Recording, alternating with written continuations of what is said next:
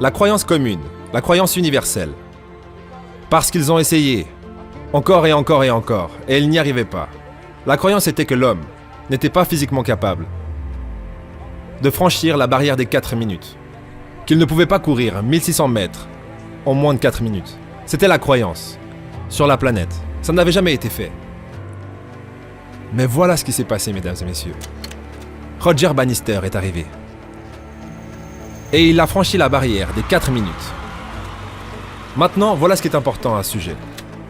Depuis cette époque, jusqu'à ce jour, plus de 20 000 personnes l'ont fait, y compris des gamins du lycée.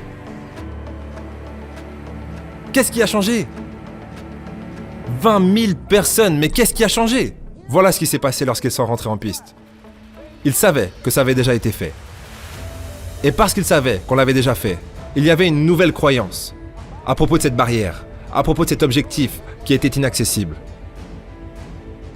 Et ces 20 000 personnes se sont lancées dans la course, en croyant, en sachant dans leur cœur que quelqu'un l'avait déjà fait, que c'était possible, qu'ils pouvaient le faire. Je vous dis que si vous connaissez quelqu'un qui avait des objectifs, des rêves, quelque chose qu'il voulait faire,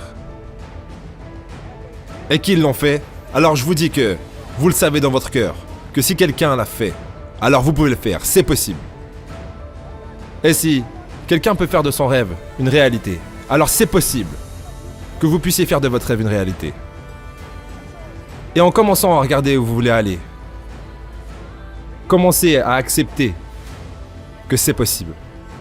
Je suis béni et hautement favorisé. J'ai beaucoup de choses pour moi. J'ai de bonnes choses en moi. Et c'est possible que je puisse apporter mon génie ici, dans l'univers. Que je puisse faire ce que je veux. C'est possible. Je peux écrire mon propre livre. Je peux avoir ma propre entreprise. Je peux voyager autour du monde. C'est possible. Je peux rebondir de l'adversité et réinventer ma vie. C'est possible. Peu importe où j'en suis. Que les choses puissent s'améliorer pour moi. C'est possible. Cette histoire me rappelle le concept que j'ai appelé The Edge, traduit de l'anglais la bordure ou l'extrémité. Pour comprendre ce concept, imaginez que tous les êtres humains sur Terre ne sont qu'un seul être humain, qu'on appellera l'humanité. Ça sera son prénom et il n'a pas de nom de famille. C'est comme ça. Maintenant, cet humain, on dirait qu'il est né il y a plus de 40 000 ans, parce que c'est les dernières traces des Homo sapiens sur Terre, et oui, je me suis renseigné, même si on pourrait dire qu'il est né bien avant. On dirait que cette humanité est née il y a plus de 40 000 ans environ. Il y a 40 000 ans, il ne savait pas peindre, il ne savait pas jouer de la guitare, etc. Donc cet être humain, cette humanité qui représente toute l'humanité, a évolué à travers les années. Puis, aujourd'hui, on est là et il continue d'évoluer. Le monde n'est pas mort, il n'est pas statique et l'évolution est constante. Et du coup, pour tous les domaines de la vie, il y a ce qu'on pourrait appeler la bordure, l'extrémité, the edge. Ça veut dire l'extrémité de la connaissance humaine dans ce domaine. Et ça marche vraiment pour tous les domaines. Mais si vous n'avez pas conscience qu'il y a une bordure, comment s'y rendre ? C'est pour ça que je vous en parle. À l'époque, tout le monde pensait que la Terre était plate. Et du coup, il pensait qu'il y avait une limitation, une limite à laquelle, si on franchissait cette limite, on tombait dans le vide. On avait besoin d'une personne qui voulait tester cette bordure pour pouvoir la rallonger. Et lorsqu'elle est rallongée, c'est un cadeau à l'humanité, n'est-ce pas ? Parce qu'après, on peut se promener en bateau comme on veut.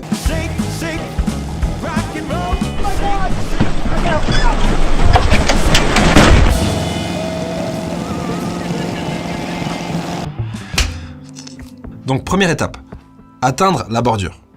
Pour atteindre la bordure, c'est très simple, il va falloir observer et apprendre. Connaître votre domaine en fond en comble. Devenir un expert. Quand vous serez un expert, vous serez à la bordure.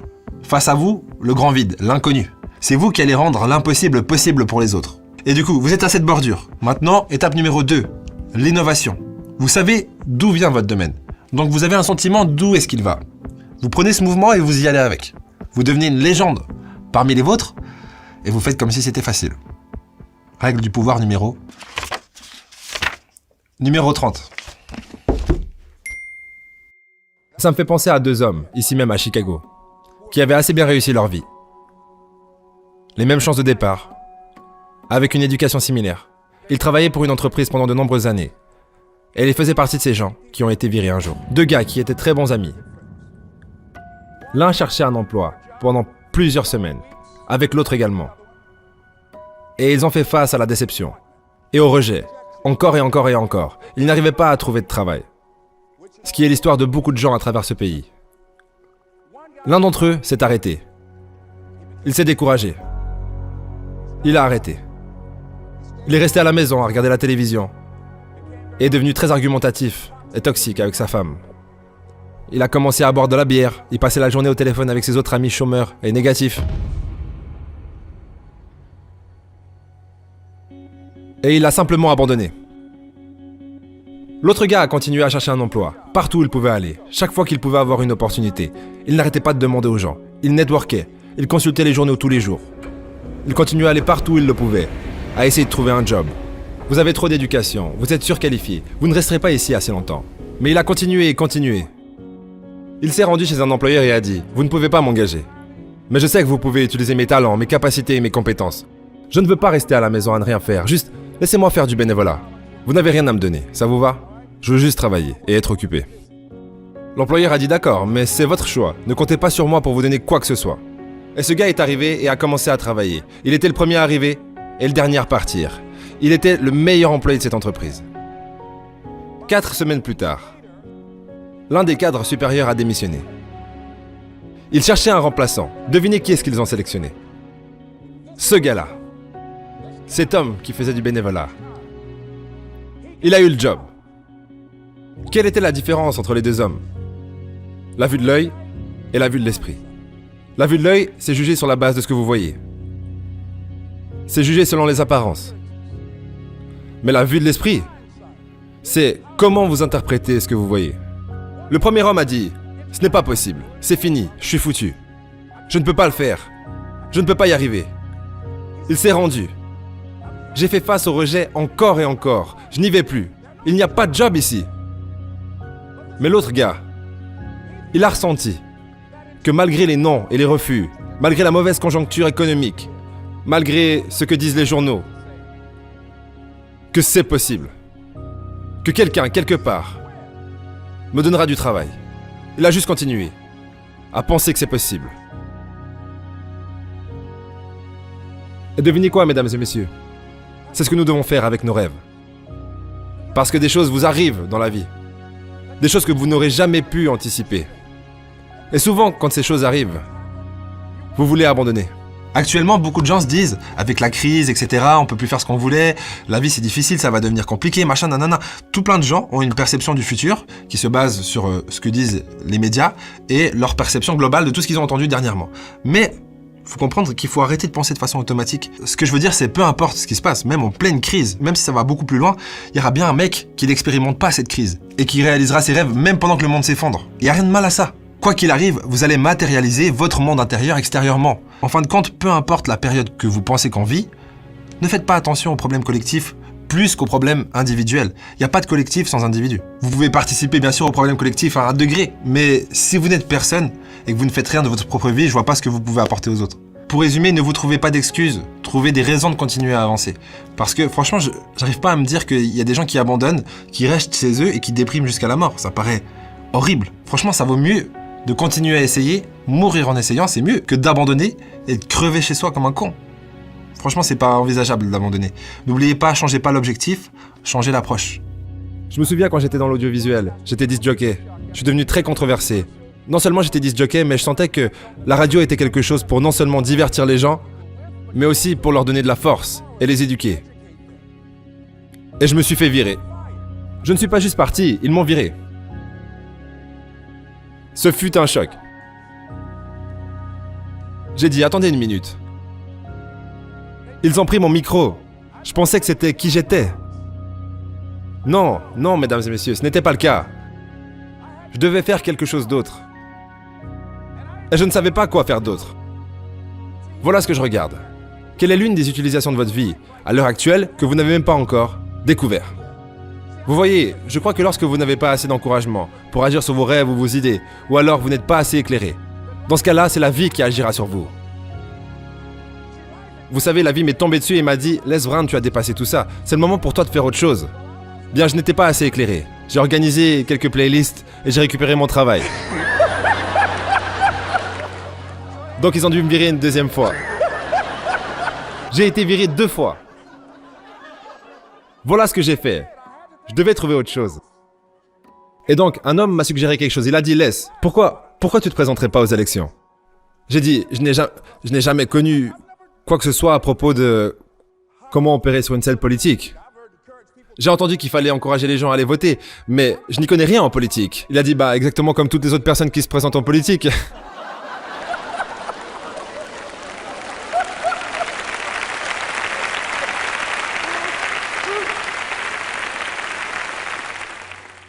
Alors je me suis présenté, et voilà ce que je vous suggère. Vous devez faire ce que vous pouvez, là où vous êtes, avec ce que vous avez. Je n'avais pas d'argent. Je ne connaissais rien au processus politique. Je n'ai même pas eu de soutien. Mais voilà ce que cet homme m'a dit. C'est possible que tu puisses gagner. C'est tout ce que j'avais. Je me présentais contre un candidat approuvé. Le gars était au top. Il avait le soutien des journaux, de tous les dirigeants de la communauté. Et je défiais ce mec. J'avais un dicton quand j'étais à la radio. Tiens debout pour ce que tu crois, parce que tu peux tomber pour n'importe quoi. Et je faisais du porte-à-porte. J'avais mes enfants d'un côté de la route et j'étais de l'autre côté. Maintenant, je frappais aux portes. Bonjour, je m'appelle Les Brown. Dites à tout le monde que je suis toujours debout. Il saute son téléphone. Les Brown était devant ma porte aujourd'hui. Tu sais, le gars de la radio là, avec la grande gueule. Ouais, ils l'ont viré. Il dit qu'il se tient toujours debout. Vous voyez, je dis juste, continuez à avancer et arrêtez de vous apitoyer sur votre sort. Ne perdez pas de temps à blâmer et à parler de ce qui vous est arrivé. Quoi que vous disiez, c'est ce que vous multipliez et faites grandir dans votre expérience de vie. Donc ne parlez pas de ces choses à moins que vous vouliez que ça continue à se produire, ok? Donc...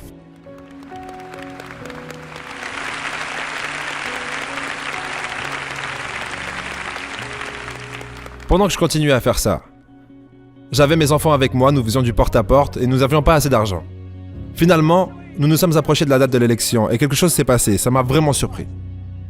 Il y avait des gars qui je pensais allaient soit me soutenir, soit rester en dehors de ça. Plusieurs leaders communautaires puissants. Ils se sont impliqués et ils ont soutenu mon adversaire. Je me sentais dévasté. Maintenant, c'est ce qui va vous arriver aussi. Lorsque vous travaillez sur votre rêve, des choses vont arriver. Et vous serez pris au dépourvu. Cela m'a tellement choqué. Ils n'avaient pas à faire ça. Tout ce qu'ils avaient à faire, c'est de rester en dehors de ça. Mais voilà qu'ils arrivent de nulle part pour jouer ce petit jeu-là. Maintenant, ça va arriver. Vous avez des gens qui croient que c'est leur affaire personnelle que de vous empêcher de vivre votre rêve, ok?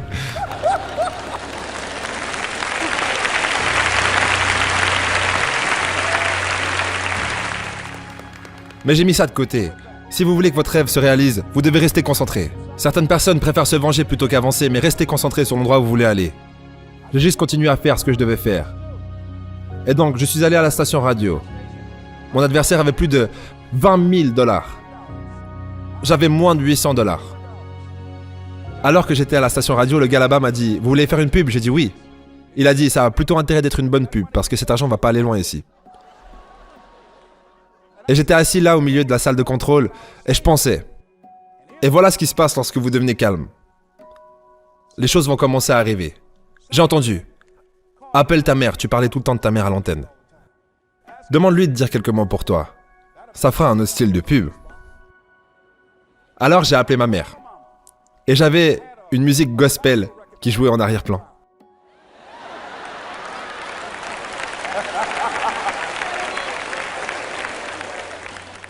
Et alors j'ai eu ma mère au téléphone qui a dit « Bonjour, c'est Madame Brown. Quand j'ai élevé mes fils, je les ai élevés pour qu'ils soient des bons garçons. Quand ils devenaient incontrôlables, je leur mettais des fessées pour qu'ils restent sur le droit chemin. S'il vous plaît, votez pour mon fils, c'est un bon garçon. »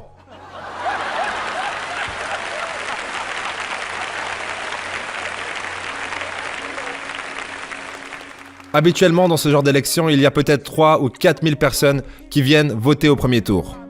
Et pour ce premier tour d'élection, plus de 27 000 personnes sont sorties, ont voté et ont dit « Je vote pour Les Brown parce que sa maman a dit que c'était un bon garçon. » J'ai gagné, mesdames et messieurs. J'ai gagné.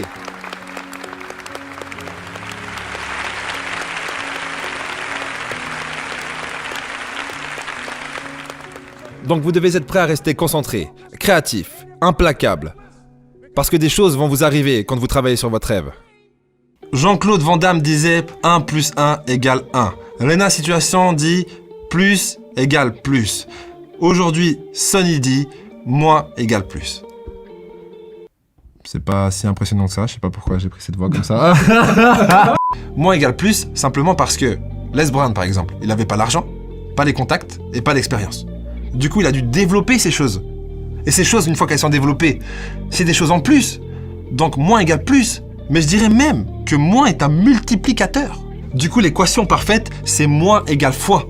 Parce que Les Brown a obtenu les choses, mais aussi la capacité de créer ces choses. Par exemple, vous n'avez pas la force suffisante pour soulever quelque chose. Donc, vous développez la force, puis vous soulevez cette chose. Donc, vous avez réussi à faire ce que vous voulez, soulever cette chose. Mais maintenant, vous avez quand même quelque chose encore en plus. C'est la force. C'est lourd, non? Bon, sur ce, au prochain épisode.